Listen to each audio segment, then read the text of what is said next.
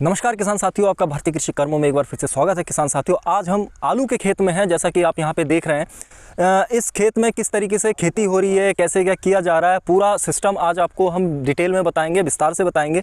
ये जो खेत है आपका 2 एकड़ का प्लॉट है और 2 एकड़ में ही यहाँ पे खेती हो रही है। तो किस तरीके से आपके बुवाई से लेकर इसके प्रोडक्शन तक, इसके पैदावारी तक कैसे क्या होता है, सब कुछ आपको बताएंगे, विस्तार से बताएंगे।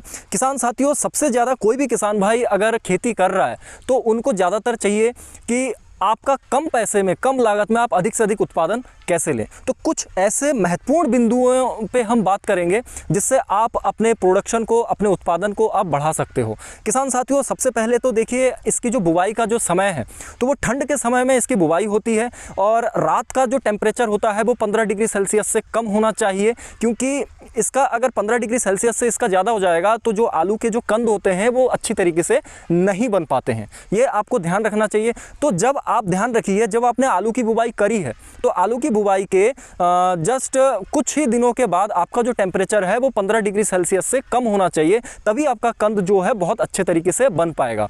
ज़्यादातर किसान साथियों, जो आलू की जो बुवाई है पूरे भारत में उगाई जा सकती है। आपके उत्तर भारत से लेकर दक्षिण भारत तक इसकी खेती होती है। उत्तर भारत में जैसे कि आपके हिमाचल प्रदेश में बहुत ज़्यादा ठंड पड़ता है, लेकिन वहाँ पे भी आपके आलू की खेती बहुत ही अच्छे तरीके से, वहाँ पे कुछ नहीं तो एक फसल तो आलू का ले ही लेते हैं। तो काफ़ी अच्छा उत्पादन है आलू में। आलू का किसान साथियों, यदि आप इसकी बुवाई कर रहे हो तो सबसे पहले इसकी मिट्टी का आपको ध्यान रखना होता है कि आपकी मिट्टी कैसी होनी चाहिए। ज़्यादातर तो किसान साथियों सभी मिट्टियों पे हम आलू की खेती कर सकते हैं, लेकिन इसके लिए जो बलुई दोमट मिट्टी है, जो आपकी मिट्टी है वो आपकी भुरभुरी होनी चाहिए। भुरभुरी अगर आपकी मिट्टी है, बलुई दोमट मिट्टी हम जिसे कहते हैं, उस मिट्टी में आलू का कंद बहुत ही अच्छा बन पाता है। किसान साथियों, जैसा कि आप यहाँ पे ये पौधा देख रहे हैं कि काफ़ी अभी कुछ ही दिन हो रहे हैं ये आलू का अभी यहाँ पे पौधे हुए हैं और मेड़ आप देख सकते हैं अभी भी कितना भुरभुरा यहाँ पे मिट्टी आपके भुरभुरे से है। तो इस तरीके से आपकी मिट्टी काफ़ी ढीली होनी चाहिए और सिंचाई व्यवस्था बहुत अच्छे तरीके से आपको करना है। यदि आपने सिंचाई व्यवस्था बहुत अच्छी कर ली तो आप ये यकीन मान लीजिए कि आपका जो प्रोडक्शन है बहुत ही अच्छा होगा और काफ़ी अच्छा आप इसमें उत्पादन ले सकते हैं। सिंचाई का आपको क्या करना है, एक जो आपको आपका जो मेन मूल मंत्र है मैं आपको देना चाहूँगा किसान साथियों। आप जैसा कि ये मेड़ देख रहे हैं और हमने जो सिंचाई कर रखी है, आप देख रहे हैं कि पानी जो है एकदम ऊपर तक आपको नहीं भरना है। कभी भी आप ध्यान रखें कि जब भी आप सिंचाई करें तो जो पानी है आपको एकदम ऊपर तक आपको नहीं भरना है, ये आधे तक ही आप इस पानी को भरिए और इसके जल निकासी का भी आपको उचित प्रबंधन करना पड़ेगा। किसान साथियों, अगर आपके पानी अगर इसमें रुक जाए तो आपको नुकसान हो सकता है, आपके कंद अच्छे से नहीं बन पाएंगे, क्योंकि ये जो पानी जब आप इसमें सिंचाई करोगे तो ये पानी धीरे धीरे ये पूरे रात तक ये सोख कर ऊपर तक आ जाए, तो वो सबसे ही आपका बेस्ट तरीका होता है सिंचाई करने का। तो सिंचाई का विशेष ध्यान किसान साथियों आलू में आपको देखना पड़ता है। मोस्टली इसमें ज़्यादा कोई बीमारी नहीं आती है आलू की खेत में, ये आप ध्यान रखें, क्योंकि आलू की खेती आप भी करते होंगे। इसमें सबसे ज़्यादा जो बीमारी है अर्ली ब्लाइट और नेक ब्लाइट, जो मतलब जो झुलसा आपके होते हैं, तो जो आपके फंगस डिजीज़ जो हैं, तो यही आपके ज़्यादा इसमें बीमारियां लगती हैं। तो इन सब चीज़ों का आपको ध्यान रखना है। इनके लिए आप M45 जो आपके हैं मैनकोजेब 75, आप इसका इस्तेमाल कर सकते हो, बहुत अच्छी दवाई है। फंगस का इसमें ज़्यादातर अटैक रहता है तो उनके आप इस्तेमाल कर सकते हो। और अगर आपका M45 में भी अगर काम नहीं हो रहा है तो आप रोको के फार्मूला जिसमें थाइफनाइड मिथाइल होते हैं तो आप उनका इस्तेमाल कर सकते हो। उससे आपके जो फंगस वाले जो परेशानियां हैं ये सब आपके कंट्रोल हो जाते हैं, तो काफ़ी अच्छा है।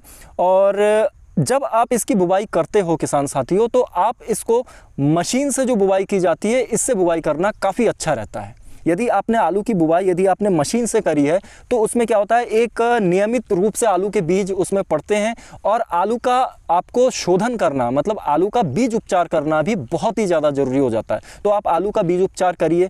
इससे पहले भी हमने एक वीडियो बनाया है आलू से रिलेटेड, अगर आपने वह वीडियो नहीं देखा है तो मैं आपसे कहूँगा कि आप वह वीडियो देख लीजिए और हम उस वीडियो का लिंक इस वीडियो में हम दे देंगे। किसान साथियों, तो ऐसे आप काफ़ी अच्छे तरीके से आप आलू की खेती कर सकते हैं। और अगर इसमें अगर बीमारियों की बात करें, इंसेक्टिसाइड मतलब जो कीड़े लगते हैं, तो ज़्यादातर तो इनमें जो बीमारियां हैं आपके फंगस को छोड़कर बाकी बीमारियां बहुत कम लगते हैं। लेकिन अगर आपके खेत में आप अगर देख रहे हो कि पत्तों के नीचे यदि आपके कोई कीट आ जाए, जैसे कि आपके सफ़ेद मक्खी हो गए या आपके मकड़ी मतलब रस चूसने वाले जितने भी कीट होते हैं, इंसेक्टिसाइड होते हैं, अगर ये सब होते हैं तो आप मार्केट में जो भी दवाइयाँ हैं आप उनका एसिटामिप्राइड ले सकते हो आप, या आप वायर कंपनी के जो अच्छे आपके इंसेक्टिसाइड आते हैं, इन सब दवाइयों का आप इस्तेमाल कर सकते हो। तो बहुत सारी ऐसी चीज़ें हैं। और किसान साथियों, इसमें आप क्या कर सकते हो, और इसमें बहुत सारी चीज़ें हैं। जैसे पानी की मैंने आपसे बात करी कि आप सिंचाई व्यवस्था का ध्यान रखें। ऐसे आप नालियाँ, जैसे कि देखिए बीच में एक आपकी नाली बनी हुई है, और हर नालियों में जैसे कि इसमें आपकी पहले पानी जाता है, और पानी जाने के बाद इसमें हर एक नाली में आपके क्या होते हैं कि पानी आपके जाते रहते हैं। तो ये सब चीज़ें हैं। जल निकासी की आपकी उचित व्यवस्था होनी चाहिए। और आपको क्या करना है, आपके खेत में दीमक की समस्या है तो आप रीजेंट जो आता है तो आप रीजेंट का इस्तेमाल कर सकते हो। और बेसल डोज में जब आप आलू की बुवाई करते हो तो उसमें बेसल डोज की बहुत ही ज़्यादा ज़रूरी है। आप बेसल डोज में जब आप खेत तैयार कर रहे हो तो इसमें आपको क्या करना है, सड़ी हुई गोबर की खाद कम से कम 2-3 ट्राली प्रति एकड़ आपको देना है। उसके बाद DAP आप 100 किलोग्राम देंगे तो काफ़ी अच्छा होगा। MOP भी आप 100 किलोग्राम दे सकते हैं इसके साथ।